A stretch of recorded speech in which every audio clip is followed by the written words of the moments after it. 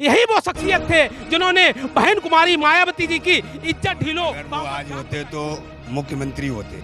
हम तो उनके जीवन को 3 भागों में बांट देते हैं, एक तो संघर्षशील और एक निडर।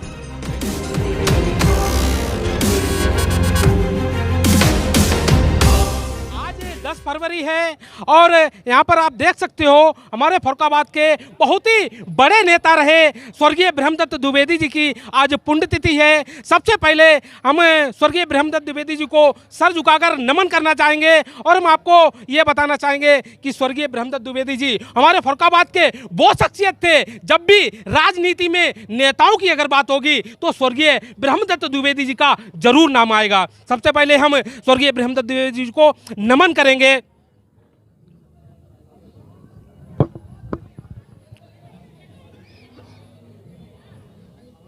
और जानकार लोगों को जानकारी होगी ब्रह्मदत्त जी के विषय में। ब्रह्मदत्त जी की अगर बात की जाए, ब्रह्मदत्त जी बहुत ही कम समय में राजनीति दुनिया में इतना नाम कमाया कि बहुत ही दूर दूर तक के लोग, मतलब कहने के लिए अगर कहा जाए उत्तर प्रदेश से लेकर पूरे देश में ब्रह्मदत्त जी का नाम विख्यात हो गया। लेकिन इसी समय 10 फरवरी को एक फरुखाबाद में बहुत बड़ी घटना घटी, जिस घटना को सुनकर पूरा देश सदमे में पड़ गया। हम आपको बताना चाहेंगे ब्रह्मदत्त द्विवेदी जी के बारे में।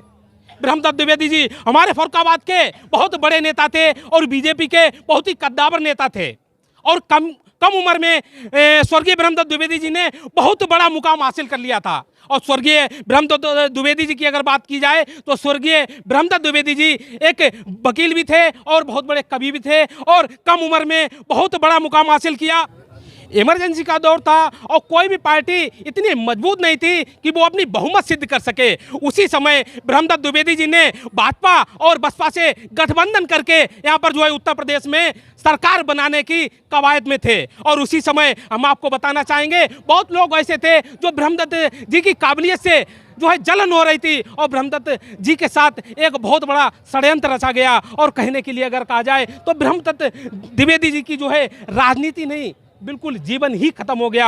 आज स्वर्गीय ब्रह्मदत्त द्विवेदी जी की यहाँ पर पुण्यतिथि है। हम आपको यह बताना चाहेंगे ब्रह्मदत्त द्विवेदी जी के बारे में। ब्रह्मदत्त द्विवेदी जी ने आपने लखनऊ में एक बहुत ही बड़ा कांड हुआ था जिसको हम लोग गेस्ट हाउस कांड बोलते हैं। गेस्ट हाउस कांड में यही वो शख्सियत थे जिन्होंने बहन कुमारी मायावती जी की इज्जत ढीलो वहां पर जान बचाई थी।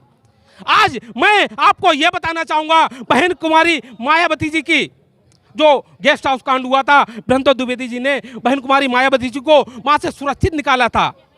और आज हम लोग यहीं पर मौजूद हैं और बहुत ही यहाँ पर लोग आए हैं। हम कुछ लोगों से बात करते हैं। भैया क्या नाम है आपका? महिपाल सिंह कश्यप। अच्छा, कहाँ से आए हो आप? और खिनमिनी से। अच्छा, खिनमनी से आए हो। आप स्वर्गीय ब्रह्मदत्त द्विवेदी जी को किस तरीके से याद करते हो? बहुत अच्छी तरीके से उनका नाम सुना है और बहुत ही क्षेत्र में उनका जिले के अंदर बहुत अच्छा प्रभाव था। और अगर वो आज होते तो मुख्यमंत्री होते। इस समय जो है स्वर्गीय ब्रह्मदत्त द्विवेदी जी के जो बेटे हैं माननीय मेजर सुनील दत्त द्विवेदी जी हमारे फरुखाबाद के विधायक भी हैं और बहुत बढ़िया इंसान है और सेना में रह चुके हैं, मेजर के पद पर रह चुके हैं। और मेजर साहब से आपकी मुलाकात हुई थी? हाँ जी, ये विधायक जी से मुलाकात हुई है, अभी मिले, बहुत अच्छी तरीके से, बहुत मिलनसार हैं। वो अपने पिताजी की तरह ही सभी लोगों से बहुत अच्छी तरीके से मिलते हैं और समाज में उनका बहुत अच्छा प्रभाव है। और जब तक वो मेजर साहब रहेंगे परमानेंट विधायक रहेंगे, आगे भी वो विधायक बनते रहेंगे। और लोग, काफ़ी लोग यहाँ पर मौजूद हैं। हमें एक जो अंकल जी बैठे हुए हैं, अंकल जी से बात करें। अंकल क्या नाम है आपका? सुदेश कुमार दुबे। कहाँ से आए हो अंकल? फरुखाबाद से आए हैं। अच्छा अंकल जी, एक चीज़ बताइए, स्वर्गीय ब्रह्मदत्त द्विवेदी जी के विषय में कुछ ऐसी बात बताइए जो लोगों को ना पता हो। ब्रह्मदत्त द्विवेदी जी एक तो बहुत लोकप्रिय नेता थे। हम तो उनके जीवन को 3 भागों में बांट देते हैं, एक तो संघर्षशील और एक निडर और एक लोकप्रिय। निडरता में तो उनका कोई मतलब वही नहीं था। और यहाँ तक कि जब वो पानी और बिजली की जब वो संघर्ष करते थे तो चौक में सीढ़ियाँ लग जाती थी और सीढ़ियाँ लग जाने के बाद जब तक अधिकारी अपनी बात को अधिकारी से मनवा नहीं लेते थे तब तक वो अपना जाम को खोलते नहीं थे।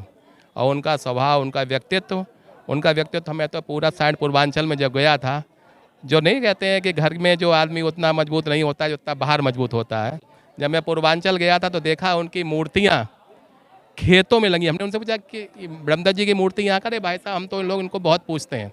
तो वहाँ पे उनके हम लोग उनसे मिले थे, एक जेपी तिवारी एक MLA हुआ करते थे, उनसे जब मिले तो उन्होंने कहा हमारे इनके घर घर हमें ये पूजे जाते हैं।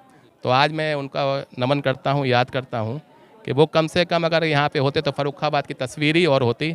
और जिस तरह से जुझारूपन, जिस तरह संघर्ष, जिस तरह चुनाव लड़ने की उनकी अपनी कार्य योजना थी, उनको कोई यहाँ पे हरा नहीं सकता था। केवल एक ऐसा आकस्मिक निधन उनका हुआ जिनको कि यहाँ मृत्यु में उनको झोंक दिया गया। ये मैं आज उनको श्रद्धांजलि देने के लिए आया हूँ। और मैं बचपन से उनके संग, वो तो खैर बहुत बड़े थे, हम लोगों की शाखा लगती है, मैं RSS से भी हूँ, तो पटेल शाखा में वो हमेशा जब भी फर्रुखाबाद रहते थे तो आते अवश्य थे। और हम लोगों से मिलके, इतने बड़े होने के बावजूद हम लोग से मिलके कबड्डी खेलते थे। तो आज उनको मैं दोबारा नमन करता हूँ। इतनी बार धन्यवाद। जी, स्वर्गीय ब्रह्मदत्त द्विवेदी जी का ऐसा कौन सा सपना जो पूरा ना हो पाया हो? ब्रह्मदत्त जी का सपना था कि हम तो उनके हमेशा भाषण भी सुने, हम लोग उनके साथ भी रहे हैं। वो कहते थे कि अगर रिंग रोड यहाँ बन जाए, जो यहाँ की जाम की समस्या है, अगर एक रिंग रोड यहाँ बन जाए किसी तरीके से फर्रुखाबाद फतेहगढ़ के बीच कोने कोने से आउटर से, ये उनका सपना था। वो अपना कहते भी थे कि ये रिंग रोड की बहुत आवश्यकता है, और अगर रिंग रोड यहाँ बनी होती तो आज ये जाम की समस्या और ये जो तोड़ फोड़ हुई है ये नहीं होती। और एक चीज़ और है, अगर ब्रह्मदत्त जी होते तो कोई ना कोई कार्य योजना ऐसी बनती जो ये तोड़ फोड़ हुई है। अगर ये तोड़ फोड़ हुई होती रेलवे रोड पे, तो उससे पहले उसकी कार्य योजना बनी होती कि आज ये 1 साल होने जा रहा है और कोई कार्य नहीं हो रहा है, केवल सब गड्ढे नालियाँ वैसी ही बनी हुई हैं और कोई प्रगति नहीं हो रही है, और रेलवे रोड के व्यापारी भी परेशान हैं। अंकल जी, अगर कहने के लिए अगर कहा जाए, जो भी लोग देखेंगे वो लोग ये समझे कि स्वर्गीय ब्रह्मदत्त द्विवेदी जी इस दुनिया में नहीं है, लेकिन उनके बेटे विधायक हैं इस समय, तो जितनी पावर उनके पास थी उतनी पावर इनके पास है। पावर की बात, जहाँ तक वो मंत्री थे, वो मंत्री का पावर एक अलग होती है और एक MLA की पावर अलग होती है। लेकिन वो भी अपना मेजर सुनील दत्त द्विवेदी जी अपना कार्य कर रहे हैं, क्षमता से ज़्यादा वो काम कर रहे हैं। लेकिन अब यही है कि उनको उनके मार्ग पर चलने के लिए अभी बहुत कुछ की आवश्यकता है, क्योंकि उनके संग, उनका कार्य के संग उनका अनुभव भी उनका सार्थक था। कभी जब ये उनके अनुभव पे पहुँचेंगे, उनके एज पे पहुँचेंगे, तो हो सकता है फर्रुखाबाद का विकास जो उनका सपना है वो पूरा होगा। बहुत बहुत धन्यवाद अंकल जी। और आप यहाँ पर देखेंगे तो यहाँ पर बहुत ही लोग आपको देखने को मिलेंगे, और हम आपको ये बताना चाहेंगे कि आज स्वर्गीय ब्रह्मदत्त द्विवेदी जी की पुण्यतिथि थी, और इसको जो है संकल्प दिवस के रूप में अंकल मनाया गया ना। अच्छा, संकल्प दिवस ही क्यों नाम दिया गया? संकल्प दिवस, देखिए हम लोग उनके जो विज़न था, विज़न को पूरा करने के लिए कुछ ना कुछ संकल्प लेता है आदमी, कोई ना कोई अपना प्रतिज्ञा करता है, तो उसी के आधार पर ये संकल्प दिवस मनाया जाता है कि उनके विज़न को हम फर्रुखाबाद में जो उन्होंने विज़न दिया था उसको हम लोग पूरा करने के लिए ये तैयार करेंगे, इसलिए संकल्प दिवस का रूप दिया।